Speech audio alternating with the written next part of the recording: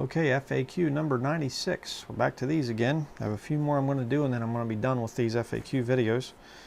The question comes up, is the correct word Yahweh or Jehovah? I get this one pretty frequently. So what I'm going to show you here is an article by David Daniels at chick.com. It says, question, why doesn't the King James Bible always translate Yahweh as Jehovah? Answer, you expressed a concern about the following statement by Gail Ripplinger. She says here, now we are seeing a parallel move within the new Bible versions where it's not Jehovah anymore, it's just Lord. It's not Jesus Christ, it is just the Christ. You are correct that the KJV uses Lord to translate the divine name in most instances. However, there are 7 instances in which the KJV translators used Jehovah for very specific reasons. Gail Ripplinger actually was correct that modern Bibles have removed Jehovah in these 7 instances, and they have, like the NIV. The KJV translators used the name Jehovah under the name Yahweh, or whenever the name Yahweh was found under one of the following 3 conditions. And,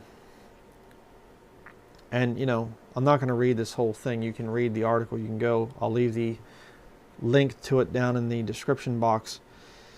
But, you know, for sake of time, these are short answers to people's questions. You know, again, we have this situation where why would the translators say it a certain way? Well, because I believe God directed them. I don't believe that the King James Bible was re-inspired or somehow whatever. You know, I believe it was preserved down through the centuries as inspired copies, and then the translation itself was inspired because of that inspiration that goes back through. Not because it was somehow newly inspired or something. It's just that it was providentially preserved, and that inspiration carried through those Greek manuscripts and some of the other translations that preceded the King James, and then the King James itself. God's stamp of approval is upon this book, in other words. And again, you say, but I think it could have been translated. Okay, then throw out the King James Bible. See, what's your final authority? My final authority, when I stand up and I preach and I teach people the Word of God, it's this King James Bible. I don't say, well, I believe the King James Bible, except for where it says Jehovah, it should be Yahweh. No. And my speech is founded upon this book. This book says Jehovah. I don't say Yahweh. Okay? I believe it's Jehovah is the correct one there. And, you know, I look at the thing and I look at it and I see 3 syllables there. Jehovah.